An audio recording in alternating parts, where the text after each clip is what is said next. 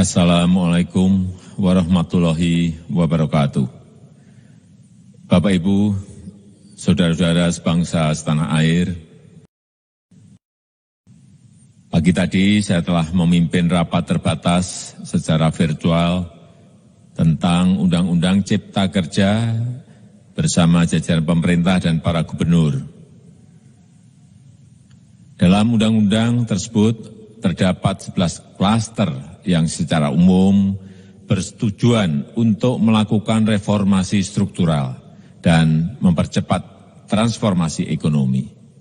Adapun klaster tersebut adalah urusan penyederhanaan perizinan, urusan persyaratan investasi, urusan ketenagakerjaan, urusan pengadaan lahan, urusan kemudahan berusaha, urusan dukungan riset dan inovasi, urusan administrasi pemerintahan, urusan pengenaan sanksi, urusan kemudahan pemberdayaan dan perlindungan UMKM, urusan investasi dan proyek pemerintah, serta urusan kawasan ekonomi.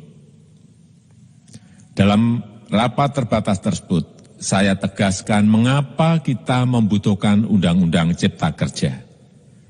Pertama, setiap tahun ada sekitar 2,9 juta penduduk usia kerja baru, anak muda yang masuk ke pasar kerja, sehingga kebutuhan atas lapangan kerja baru sangat-sangat mendesak. Apalagi di tengah pandemi, terdapat kurang lebih 6,9 juta pengangguran dan 3,5 juta pekerja terdampak pandemi COVID-19. Dan sebanyak 87% dari total penduduk bekerja memiliki tingkat pendidikan setingkat SMA ke bawah, di mana 39% berpendidikan sekolah dasar.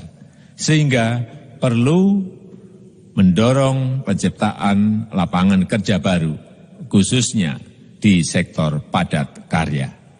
Jadi, Undang-Undang Cipta Kerja bertujuan untuk menyediakan lapangan kerja sebanyak-banyaknya bagi para pencari kerja serta para pengangguran. Kedua, dengan Undang-Undang Cipta Kerja akan memudahkan masyarakat, khususnya usaha mikro kecil, untuk membuka usaha baru.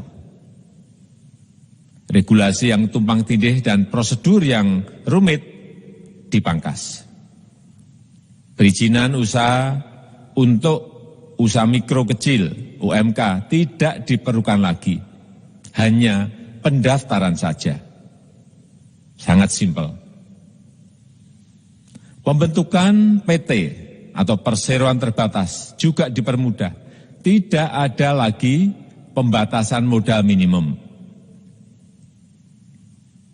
Pembentukan koperasi juga dipermudah. Jumlahnya hanya 9 orang saja. Koperasi sudah bisa dibentuk. Kita harapkan akan semakin banyak koperasi-koperasi di tanah air. UMK, usaha mikro kecil yang bergerak di sektor makanan dan minuman. Sertifikasi halalnya dibiayai pemerintah. Artinya gratis. Izin kapal nelayan penangkap ikan misalnya, hanya ke unit kerja Kementerian KKP saja. Kalau sebelumnya harus mengajukan ke Kementerian KKP, Kementerian Perhubungan, dan instansi-instansi yang lain. Sekarang ini cukup dari unit di Kementerian KKP saja. Ketiga, Undang-Undang Cipta Kerja ini akan mendukung upaya pencegahan dan pemberantasan korupsi. Ini jelas karena dengan menyederhanakan, dengan memotong, dengan mengintegrasikan ke dalam sistem perizinan secara elektronik, maka pungutan liar, pungli dapat dihilangkan. Namun, saya melihat adanya unjuk rasa penolakan Undang-Undang Cipta Kerja yang pada dasarnya dilatar belakangi oleh disinformasi mengenai substansi dari undang-undang ini dan hoax di media sosial. Saya ambil contoh, ada informasi yang menyebut tentang penghapusan UMP, upah minimum provinsi, UMK, upah minimum kota kabupaten, UMSP, upah minimum sektoral provinsi. Hal ini tidak benar, karena faktanya upah minimum regional, UMR, tetap ada. Ada juga yang menyebutkan bahwa upah minimum dihitung per jam. Ini juga tidak benar. Tidak ada perubahan dengan sistem yang sekarang. Upah bisa dihitung berdasarkan waktu dan berdasarkan hasil. Kemudian adanya kabar yang menyebutkan bahwa semua cuti sakit, cuti kawinan, cuti khitanan, cuti baptis, cuti kematian, cuti melahirkan, dihapuskan. Dan tidak ada kompensasinya. Saya tegaskan juga ini tidak benar. Hak cuti tetap ada dan dijamin. Kemudian apakah perusahaan bisa mem-PHK kapanpun secara sepihak? Ini juga tidak benar. Yang benar, perusahaan tidak bisa mem-PHK secara sepihak. Kemudian juga pertanyaan mengenai benarkah jaminan sosial dan kesejahteraan lainnya hilang. Yang benar, jaminan sosial tetap ada. Yang juga sering diberitakan tidak benar adalah mengenai dihapusnya AMDAL, analisis mengenai tabungan. Itu juga tidak benar. AMDAL tetap ada. Bagi industri besar harus studi AMDAL yang ketat. Tetapi bagi UMKM lebih ditekankan pada pendampingan dan pengawasan. Ada juga berita mengenai Undang-Undang Cipta Kerja ini mendorong komersialisasi pendidikan. Ini juga tidak benar. Karena yang diatur hanyalah pendidikan formal di kawasan ekonomi khusus, di KEK. Sedangkan perizinan pendidikan tidak diatur di dalam Undang-Undang Cipta Kerja ini. Apalagi perizinan untuk pendidikan di pondok pesantren. Itu tidak diatur sama sekali dalam Undang-Undang Cipta Kerja ini. Dan aturannya yang selama ini ada tetap berlaku. Kemudian diberitakan bahwa keberadaan bank tanah. Bank tanah ini diperlukan untuk menjamin kepentingan umum, kepentingan sosial, kepentingan pembangunan nasional, pemerataan ekonomi, dan konsolidasi lahan serta reforma agraria. Ini sangat penting untuk menjamin akses masyarakat terhadap kepemilikan tanah, kepemilikan lahan. Dan kita selama ini tidak memiliki bank tanah. Saya tegaskan juga bahwa Undang-Undang Cipta Kerja ini tidak melakukan resentralisasi kewenangan dari pemerintah daerah ke pemerintah pusat. Tidak ada. Perizinan berusaha dan pengawasannya tetap dilakukan oleh pemerintah daerah sesuai dengan NSPK. Norma, standar, prosedur, dan kriteria yang ditetapkan pemerintah pusat. Ini agar dapat tercipta standar pelayanan yang baik di seluruh daerah. Dan penetapan NSPK ini dapat nanti akan diatur di dalam PP atau peraturan pemerintah. Selain itu, kewenangan perizinan untuk non-perizinan berusaha tetap ada di Pemda. Sehingga tidak ada perubahan. Bahkan kita melakukan penyederhanaan, melakukan standarisasi jenis dan prosedur berusaha di daerah. Dan perizinan berusaha di daerah diberikan batas waktu. Ini yang penting di sini. Jadi ada service level of agreement. Permohonan perizinan dianggap disetujui bila batas waktu telah terlewati. Saya perlu tegaskan pula bahwa Undang-Undang Cipta Kerja ini memerlukan banyak sekali peraturan pemerintah atau PP dan peraturan presiden atau Perpres. Jadi setelah ini akan muncul PP dan Perpres yang akan kita selesaikan paling lambat 3 bulan setelah diundangkan.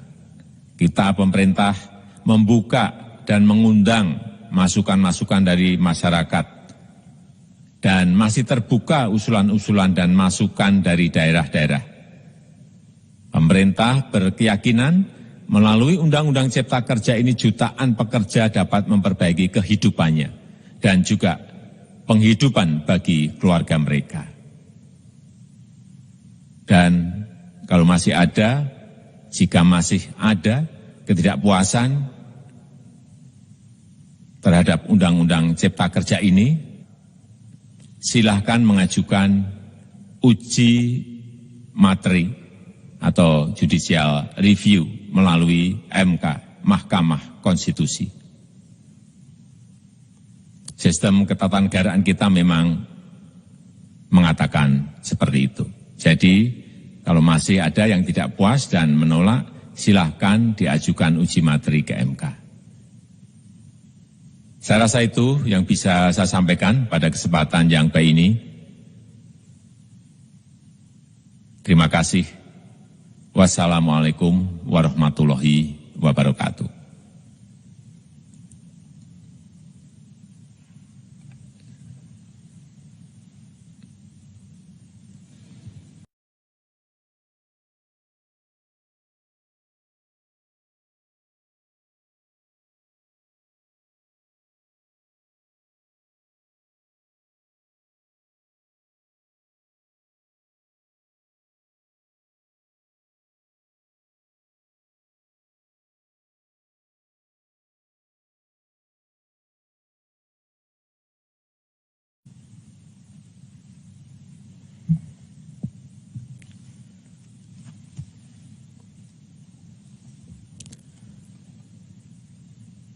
Assalamualaikum warahmatullahi wabarakatuh.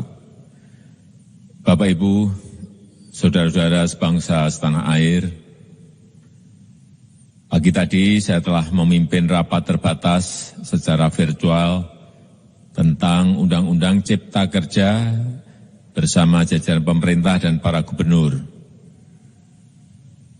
Dalam undang-undang tersebut terdapat 11 klaster yang secara umum bertujuan untuk melakukan reformasi struktural dan mempercepat transformasi ekonomi. Adapun klaster tersebut adalah urusan penyederhanaan perizinan, urusan persyaratan investasi, urusan ketenagakerjaan, urusan pengadaan lahan, urusan kemudahan berusaha, urusan dukungan riset dan inovasi, urusan administrasi pemerintahan, urusan pengenaan sanksi, urusan kemudahan pemberdayaan dan perlindungan UMKM, urusan investasi dan proyek pemerintah, serta urusan kawasan ekonomi. Dalam rapat terbatas tersebut, saya tegaskan mengapa kita membutuhkan Undang-Undang Cipta Kerja. Pertama, setiap tahun ada sekitar 2,9 juta penduduk usia kerja baru, anak muda yang masuk ke pasar kerja, sehingga kebutuhan atas lapangan kerja baru sangat-sangat mendesak. Apalagi di tengah pandemi, terdapat kurang lebih 6,9 juta pengangguran dan 3,5 juta pekerja terdampak pandemi COVID-19. Dan sebanyak 87% dari total penduduk bekerja memiliki tingkat pendidikan setingkat SMA ke bawah, di mana 39% berpendidikan sekolah dasar. Sehingga perlu mendorong penciptaan lapangan kerja baru, khususnya di sektor padat karya. Jadi, Undang-Undang Cipta Kerja bertujuan untuk menyediakan lapangan kerja sebanyak-banyaknya bagi para pencari kerja serta para pengangguran. Kedua, dengan Undang-Undang Cipta Kerja akan memudahkan masyarakat, khususnya usaha mikro kecil, untuk membuka usaha baru. Regulasi yang tumpang tindih dan prosedur yang rumit dipangkas. Perizinan usaha untuk usaha mikro kecil (UMK) tidak diperlukan lagi, hanya pendaftaran saja. Sangat simpel. Pembentukan PT atau perseroan terbatas juga dipermudah.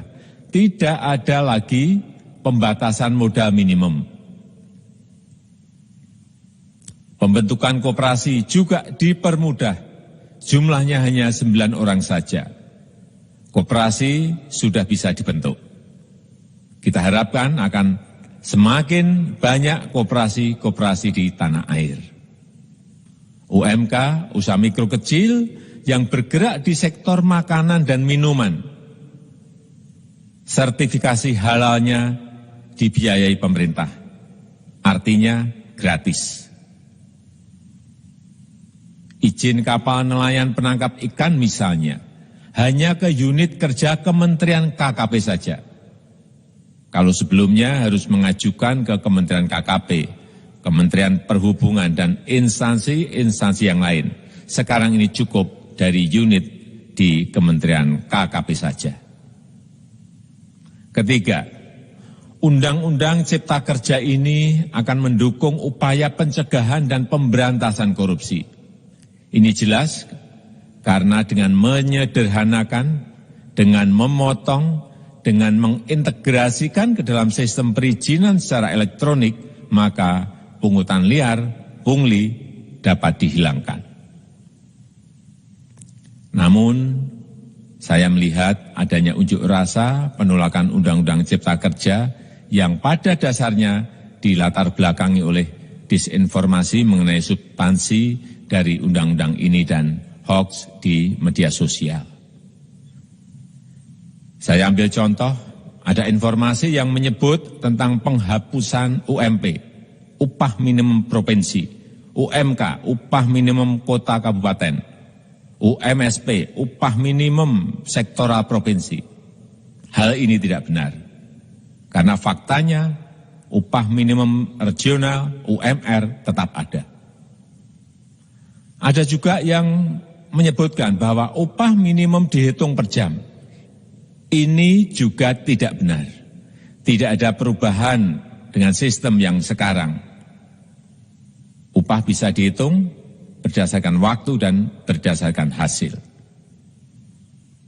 Kemudian adanya kabar yang menyebutkan bahwa semua cuti sakit, cuti kawinan, cuti khitanan, cuti baptis, cuti kematian, cuti melahirkan, dihapuskan. Dan tidak ada kompensasinya. Saya tegaskan juga ini tidak benar. Hak cuti tetap ada dan dijamin. Kemudian apakah perusahaan bisa mem-PHK kapanpun secara sepihak? Ini juga tidak benar. Yang benar, perusahaan tidak bisa mem-PHK secara sepihak. Kemudian juga pertanyaan mengenai benarkah jaminan sosial dan kesejahteraan lainnya hilang. Yang benar, jaminan sosial tetap ada. Yang juga sering diberitakan tidak benar adalah mengenai dihapusnya AMDAL, analisis mengenai dampak lingkungan. Itu juga tidak benar. AMDAL tetap ada. Bagi industri besar harus studi AMDAL yang ketat. Tetapi bagi UMKM lebih ditekankan pada pendampingan dan pengawasan. Ada juga berita mengenai Undang-Undang Cipta Kerja ini mendorong komersialisasi pendidikan. Ini juga tidak benar. Karena yang diatur hanyalah pendidikan formal. di kawasan ekonomi khusus, di KEK. Sedangkan perizinan pendidikan tidak diatur di dalam Undang-Undang Cipta Kerja ini. Apalagi perizinan untuk pendidikan di pondok pesantren. Itu tidak diatur sama sekali dalam Undang-Undang Cipta Kerja ini. Dan aturannya yang selama ini ada tetap berlaku. Kemudian diberitakan bahwa keberadaan bank tanah. Bank tanah ini diperlukan untuk menjamin kepentingan umum, kepentingan sosial, kepentingan pembangunan nasional, pemerataan ekonomi, dan konsolidasi lahan serta reforma agraria. Ini sangat penting untuk menjamin akses masyarakat terhadap kepemilikan tanah, kepemilikan lahan. Dan kita selama ini tidak memiliki bank tanah.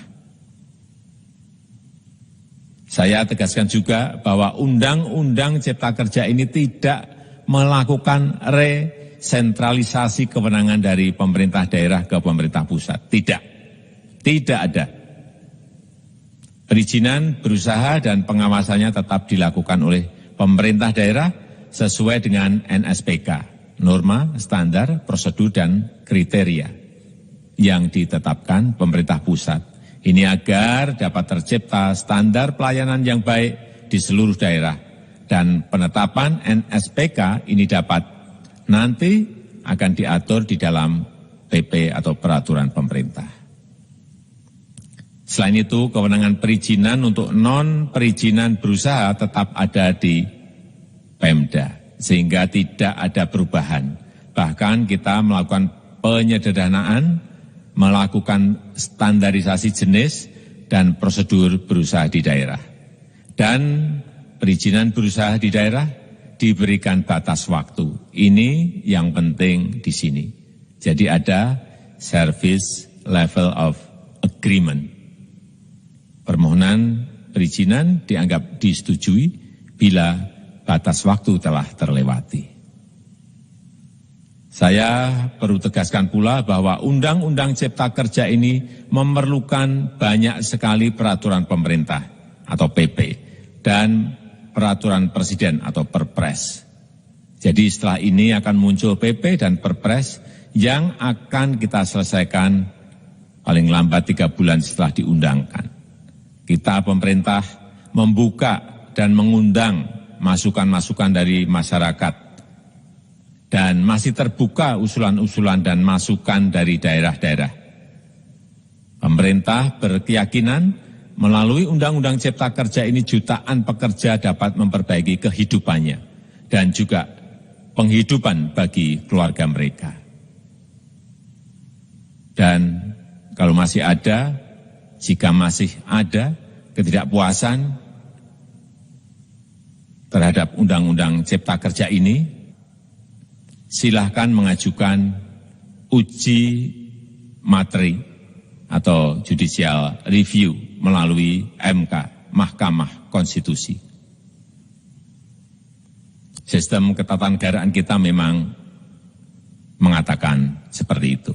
Jadi, kalau masih ada yang tidak puas dan menolak, silahkan diajukan uji materi ke MK. Saya rasa itu yang bisa saya sampaikan pada kesempatan yang baik ini. Terima kasih. Wassalamualaikum warahmatullahi wabarakatuh.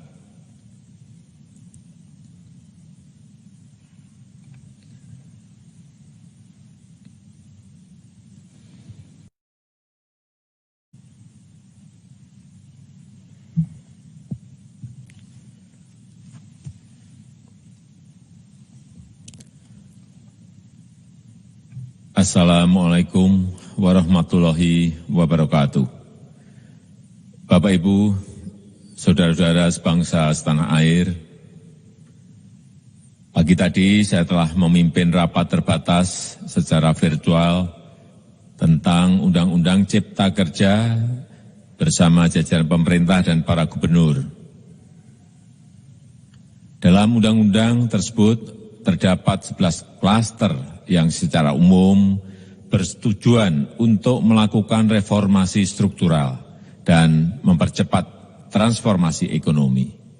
Adapun klaster tersebut adalah urusan penyederhanaan perizinan, urusan persyaratan investasi, urusan ketenaga kerjaan, urusan pengadaan lahan, urusan kemudahan berusaha, urusan dukungan riset dan inovasi, urusan administrasi pemerintahan, urusan pengenaan sanksi, urusan kemudahan pemberdayaan dan perlindungan UMKM, urusan investasi dan proyek pemerintah, serta urusan kawasan ekonomi.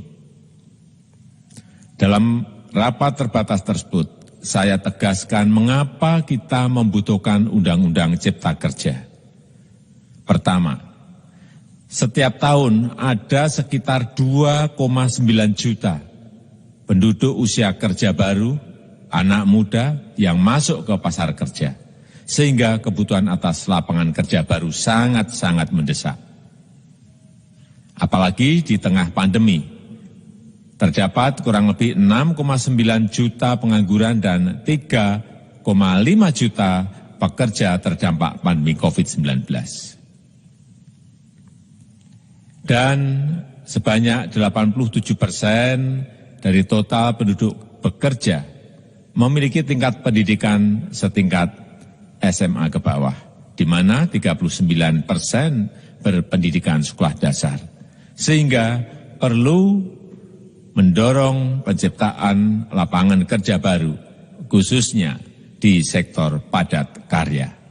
Jadi, Undang-Undang Cipta Kerja bertujuan untuk menyediakan lapangan kerja sebanyak-banyaknya bagi para pencari kerja serta para pengangguran. Kedua, dengan Undang-Undang Cipta Kerja akan memudahkan masyarakat, khususnya usaha mikro kecil, untuk membuka usaha baru. Regulasi yang tumpang tindih dan prosedur yang rumit dipangkas. Perizinan usaha untuk usaha mikro kecil, UMK, tidak diperlukan lagi. Hanya pendaftaran saja. Sangat simpel. Pembentukan PT atau perseroan terbatas juga dipermudah. Tidak ada lagi pembatasan modal minimum. Pembentukan koperasi juga dipermudah.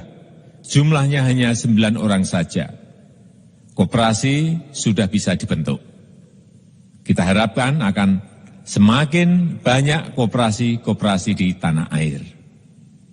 UMK, usaha mikro kecil yang bergerak di sektor makanan dan minuman. Sertifikasi halalnya dibiayai pemerintah. Artinya gratis. Izin kapal nelayan penangkap ikan misalnya, hanya ke unit kerja Kementerian KKP saja. Kalau sebelumnya harus mengajukan ke Kementerian KKP, Kementerian Perhubungan, dan instansi-instansi yang lain. Sekarang ini cukup dari unit di Kementerian KKP saja. Ketiga, Undang-Undang Cipta Kerja ini akan mendukung upaya pencegahan dan pemberantasan korupsi. Ini jelas karena dengan menyederhanakan, dengan memotong, dengan mengintegrasikan ke dalam sistem perizinan secara elektronik, maka pungutan liar, pungli dapat dihilangkan. Namun, saya melihat adanya unjuk rasa penolakan Undang-Undang Cipta Kerja yang pada dasarnya dilatar belakangi oleh disinformasi mengenai substansi dari undang-undang ini dan hoax di media sosial.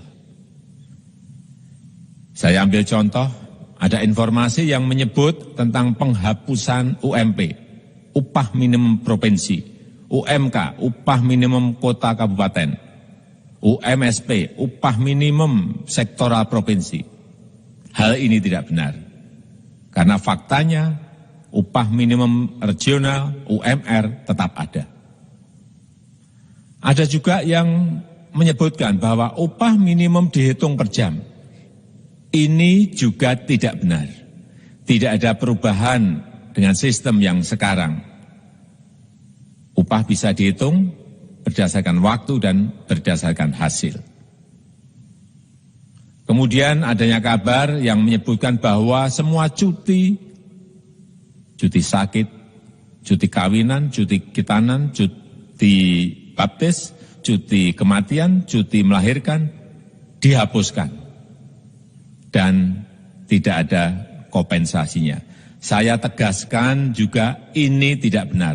Hak cuti tetap ada dan dijamin. Kemudian apakah perusahaan bisa mem-PHK kapanpun secara sepihak? Ini juga tidak benar. Yang benar, perusahaan tidak bisa mem-PHK secara sepihak. Kemudian juga pertanyaan mengenai benarkah jaminan sosial dan kesejahteraan lainnya hilang. Yang benar, jaminan sosial tetap ada. Yang juga sering diberitakan tidak benar adalah mengenai dihapusnya AMDAL, analisis mengenai dampak lingkungan. Itu juga tidak benar. AMDAL tetap ada. Bagi industri besar harus studi AMDAL yang ketat. Tetapi bagi UMKM lebih ditekankan pada pendampingan dan pengawasan. Ada juga berita mengenai Undang-Undang Cipta Kerja ini mendorong komersialisasi pendidikan. Ini juga tidak benar. Karena yang diatur hanyalah pendidikan formal di kawasan ekonomi khusus, di KEK. Sedangkan perizinan pendidikan tidak diatur di dalam Undang-Undang Cipta Kerja ini. Apalagi perizinan untuk pendidikan di pondok pesantren. Itu tidak diatur sama sekali dalam Undang-Undang Cipta Kerja ini. Dan aturannya yang selama ini ada tetap berlaku. Kemudian diberitakan bahwa keberadaan bank tanah. Bank tanah ini diperlukan untuk menjamin kepentingan umum, kepentingan sosial, kepentingan pembangunan nasional, pemerataan ekonomi, dan konsolidasi lahan serta reforma agraria. Ini sangat penting untuk menjamin akses masyarakat terhadap kepemilikan tanah, kepemilikan lahan. Dan kita selama ini tidak memiliki bank tanah. Saya tegaskan juga bahwa Undang-Undang Cipta Kerja ini tidak melakukan resentralisasi kewenangan dari pemerintah daerah ke pemerintah pusat. Tidak ada. Perizinan berusaha dan pengawasannya tetap dilakukan oleh pemerintah daerah sesuai dengan NSPK. Norma, standar, prosedur, dan kriteria yang ditetapkan pemerintah pusat. Ini agar dapat tercipta standar pelayanan yang baik di seluruh daerah. Dan penetapan NSPK ini dapat nanti akan diatur di dalam PP atau peraturan pemerintah. Selain itu, kewenangan perizinan untuk non-perizinan berusaha tetap ada di Pemda. Sehingga tidak ada perubahan. Bahkan kita melakukan penyederhanaan, melakukan standarisasi jenis dan prosedur berusaha di daerah. Dan perizinan berusaha di daerah diberikan batas waktu. Ini yang penting di sini. Jadi ada service level of agreement. Permohonan perizinan dianggap disetujui bila batas waktu telah terlewati. Saya perlu tegaskan pula bahwa Undang-Undang Cipta Kerja ini memerlukan banyak sekali peraturan pemerintah atau PP dan peraturan presiden atau Perpres. Jadi setelah ini akan muncul PP dan Perpres yang akan kita selesaikan paling lambat 3 bulan setelah diundangkan.